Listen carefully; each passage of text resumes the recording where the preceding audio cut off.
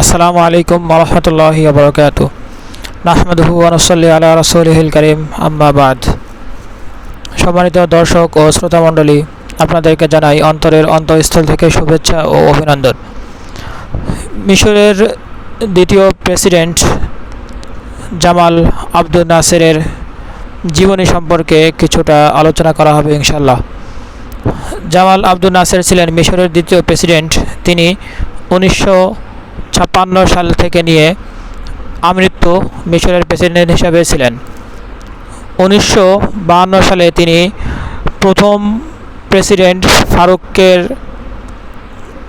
মিশরীয় বিপ্লবের মাধ্যমে তাকে পরাজিত করে 4 বছর পর মিশরের প্রেসিডেন্ট পদে আসীন হন। তিনি আরব জাতীয়তাবাদের সূত্রপাত ঘটান। তার নীতি ও রীতি অনুসরণ করে পরবর্তীতে আলজেরিয়া, লিবিয়া, ইরাক, ইয়ামান সহ আরবের অনেক রাষ্ট্রেই আরব জাতীয়তাবাদের আন্দোলন শুরু হয়। যিনি প্যান ইসলামিজমের পরিবর্তে আরব জাতীয়তাবাদ বা প্যান আরবিজমে বিশ্বাসী ছিলেন। বিংশ শতাব্দীর আধুনিক রাষ্ট্রগুলো ও উন্নতশীল রাষ্ট্রগুলোর পিছনে জামাল আব্দুল নাসেরের অনেক বড় হাত রয়েছে। এজন্য আরব জাতীয়তাবাদের জনক জামাল আব্দুল নাসেরের এই মতবাদকে নাসিরিজম বা নাসরাবাদ বলা হয়ে থাকে। 1964 সালে প্যালেস্টাইন লিবারেশন ফ্রন্ট তথা পিএলও প্রতিষ্ঠায় জামাল আব্দুল নাসেরের গুরুত্বপূর্ণ ভূমিকা ছিল। জামাল আব্দুল নাসের 1918 সালে মিশরের আলেকজান্দ্রিয়ায় জন্মগ্রহণ করেন। তার পিতা ছিলেন আব্দুল নাসের হুসাইন, তার মা ছিলেন আমেনা। তার নানা কয়লার ব্যবসা করতেন। তার জন্মের 8 বছরের মাথায় তার মা ইন্তেকাল করেন। তার জীবনীতে বলা হয়েছে যে তার পিতা শুরুতেই তার মাঝে ব্যাপক সম্ভাবনা ও প্রতিভা দেখতে পেয়েছিলেন। এজন্য উচ্চশিক্ষার জন্য তাকে শুরুতেই বাড়ি থেকে দূরে পাঠিয়ে দিয়েছিলেন। আবার কেউ কেউ বলে থাকেন যে তার মা অত্যন্ত অসুস্থ থাকার কারণে যেহেতু তার দেখভাল ভালো মতো করতে পারবে না, এজন্য তার চাচার বাড়িতে পাঠিয়ে দিয়েছিলেন। যাই হোক, তিনি তার মায়ের অত্যন্ত প্রিয় ছিলেন এবং তার মাকে অত্যন্ত ভালোবাসতেন। এজন্য তার মায়ের ইন্তেকালের পর তিনি ব্যাপকভাবে ভেঙে পড়েন। জামাল আব্দুল নাসের তার প্রাথমিক জীবনে বেনিমুরে তার চাচার কাছে থাকতেন। তার মায়ের ইন্তেকালের পর চাচা এবং তার বাবার কাছে পালাক্রমে থাকতেন। এজন্য ছোট অবস্থাতেই বিভিন্ন শহরে থাকার অভ্যাস হয়েছে। তিনি শুরুতেই বেনিমুরের এক মাদ্রাসাতে শেষ করেন। তার উস্তাদগণ তাকে নিয়ে গর্ব করতেন এবং অন্য ছাত্রদেরকে বলতেন যে তোমরা জামাল আব্দুল নাসেরের মতো হতে পারো না, অর্থাৎ তাদেরকেও জামাল আব্দুল নাসেরের মতো হতে উৎসাহী করতেন এবং তাদেরকে বারংবার তাকিদ দিতেন। জামাল আব্দুল নাসের মাত্র 11 বছর বয়সেই আলেকজান্দ্রিয়া, ইসমাইলিয়া, কায়রো এরকম বিভিন্ন নামকরা শহরে তিনি বেড়ে উঠেছিলেন এবং সেখানকার হালচাল সম্পর্কে অবগত ছিলেন। এই বিভিন্ন শহরে যাওয়ার কারণে বারংবার স্কুল পাল্টানোর কারণে তার পড়াশোনার ক্ষতি তো হয়নি, বরং উল্টো, যেহেতু তিনি ছোট অবস্থাতেই মিশরের বিভিন্ন শহর বন্দরে ঘুরে বেরিয়েছেন, এজন্য মিশরের সভ্যতা ও সংস্কৃতি এবং প্রত্যেক শহরের সভ্যতা ও সংস্কৃতি সম্পর্কে খুব ভালো মতোই অভিজ্ঞ হয়ে উঠেছিলেন। জামাল আব্দুল নাসের ছোটোবেলায় থেকেই বইপোকা ছিলেন। তিনি অনেক বই পড়তেন। বিশেষ করে তার চাচার বাড়িতে থাকাকালীন 1933 সালে তার চাচার বাড়ির পাশে একটা পাবলিক লাইব্রেরি ছিল।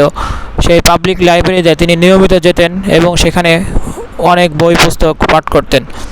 তার পাঠ্যতালিকার মধ্যে সবচেয়ে বেশি ছিল রাসূল সাল্লাল্লাহু আলাইহি ওয়াসাল্লামের জীবনী, সাহাবাদের জীবনী এবং কুরআন হাদিস। তিনি নেপোলিয়ন বোনাপার্ট, মহাত্মা গান্ধী এ জাতীয় লেখকদের বই ছোটোবেলাতেই পড়ে ফেলেছিলেন। তিনি কামাল আতাতুর্ক ও আহমদ শওকীর ব্যাপারে বই পড়ে অনেক বেশি প্রভাবিত হন এবং ছোটোবেলাতেই তিনি রাজনীতিতে জড়িয়ে পড়েন। 1936 সালে ব্রিটিশ বিরোধী আন্দোলনে যোগদান করেন এবং সেখানে বাধাগ্রস্ত হয়ে তিনি আটক হন এবং তাকে জেলে নিয়ে যাওয়া হয়। এখান থেকেই তার রাজনৈতিক জীবন শুরু হয়।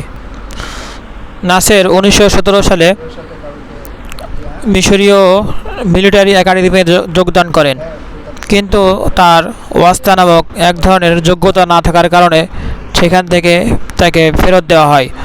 পরবর্তী তিনি আইন বিষয়ে পড়াশোনা শুরু করেন, সেখানেও তিনি সফলতা অর্জন করতে পারেননি। পরে তিনি পুলিশে যোগদান করেন, সেখানেও সামরিক বাহিনীতে যেভাবে তাকে ফিরিয়ে দেওয়া হয়েছিল সেই একই যোগ্যতার কারণে তাকে ফিরিয়ে দেওয়া হয়। পরবর্তীতে তৎকালীন পররাষ্ট্রমন্ত্রী ইব্রাহিম খারেমি পাশার সাথে সাক্ষাৎ হয়। তখন তার মাধ্যমে তিনি মিশরীয় মিলিটারি একাডেমিতে যোগদান করেন এবং সেখানে থাকা অবস্থায় আব্দুল হাকিম আমির ও আনোয়ার সাদাতের সাথে তার গভীর সম্পর্ক গড়ে ওঠে। মিলিটারি একাডেমি শেষ করার পর তিনি সেকেন্ড লেফটেন্যান্ট হিসাবে কমিশন লাভ করেন। 1939 সালের দ্বিতীয় বিশ্বযুদ্ধের সময় নাসের ও আমির সুদানের দায়িত্ব পান। তখন সুদান প্রশাসনিকভাবে মিশরের আওতাভুক্ত ছিল। ওই সময় জামাল আবদুল নাসের 1941 সালে দ্বিতীয় বিশ্বযুদ্ধের অক্ষশক্তির একজন ইটালিয়ানের সাথে এ ব্যাপারে সন্ধি করে যে তারা যুদ্ধের মাধ্যমে ব্রিটিশকে তাড়িয়ে দিবে, কিন্তু পরবর্তীতে তা সক্ষম হয়ে ওঠেনি। দ্বিতীয় বিশ্বযুদ্ধের পর তিনি সামরিক একাডেমিতে প্রশিক্ষক হিসাবে দায়িত্ব পালন শুরু। 1948 সালে জামাল আবদুল নাসেরের সর্বপ্রথম যুদ্ধের অভিজ্ঞতা অর্জিত হয়। 1948 সালের আরব ইসরায়েল যুদ্ধে মিশরীয় সেনাবাহিনীর যুদ্ধ শুরু করার পূর্বেই মিশরের অনেক সশস্ত্র উপদল যুদ্ধ শুরু করে দেয়। তাদের মধ্যে ছিল মুসলিম ব্রাদারহুড এবং আরব লিবারেশন পার্টি। তাদের যুদ্ধে যোগদান করাতে জামাল আবদুল নাসের সন্দেহ পোষণ করেন তাদের যুদ্ধে উদ্দেশ্য কী। এজন্য তিনি তাদের সমর্থন করেননি, বরং তিনি চেয়েছিলেন ফিলিস্তিনের মুফতি আমিন হুসাইনকে সাহায্য করবেন, কিন্তু মিশরের সরকার তাকে এই সিদ্ধান্ত গ্রহণ করতে দেয়নি। জামাল আবদুল নাসেরকে তৎকালীন মিশরের প্রধানমন্ত্রী ফারুক ফিলিস্তিনের পক্ষে যুদ্ধ করার জন্য আহ্বান জানান। জামাল আবদুল নাসের মিশরীয় বাহিনীর যুদ্ধে অংশগ্রহণ করার অপ্রস্তুত এর ঘোষণা করেন। তারপরেও তিনি বাধ্য হয়ে যুদ্ধে অংশগ্রহণ করেন এবং ফালুজা পকেট নামক এক স্থান দখল নিতে সক্ষম হন, কিন্তু পরবর্তী বছর আগস্ট মাসেই এটি আবার ইসরায়েলরা দখল করে নেন। জামাল আবদুল নাসের কখনোই ইসরায়েলের সামনে মাথা নত করেননি এবং তাদের সামনে কখনো নতি স্বীকার করেননি। 1949 সালে ইসরায়েলের সাথে যুদ্ধবিরতির জন্য জামাল আবদুল নাসেরকে মিশরের মুখপাত্র হিসাবে নিয়োগ দেওয়া হয়। আরবদের পক্ষ থেকে ইসরায়েলের সাথে যুদ্ধবিরতির জন্য মুখপাত্র হতে তিনি প্রস্তুত ছিলেন না, তারপরও তাকে মুখপাত্র হিসাবে নিয়োগ দেওয়া হয়।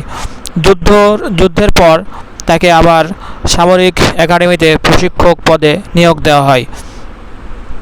জামাল আবদুল নাসের মুসলিম ব্রাদারহুডের সাথে কথা বলে যখন তিনি জানতে পারলেন যে এরা তার আরব জাতীয়তাবাদের পক্ষে সহমত পোষণ করেন না এজন্য তাদের সাথে পরবর্তীকালে আর কখনোই যোগাযোগ করেননি। এই ছিল জামাল আব্দুল নাসের সম্পর্কে সংক্ষিপ্ত আলোচনা। এতক্ষণ পর্যন্ত আমার আলোচনা শোনার জন্য সবাইকে জানাই অসংখ্য অসংখ্য ধন্যবাদ। আসসালামু আলাইকুম ওয়া রাহমাতুল্লাহি ওয়া বারাকাতুহু।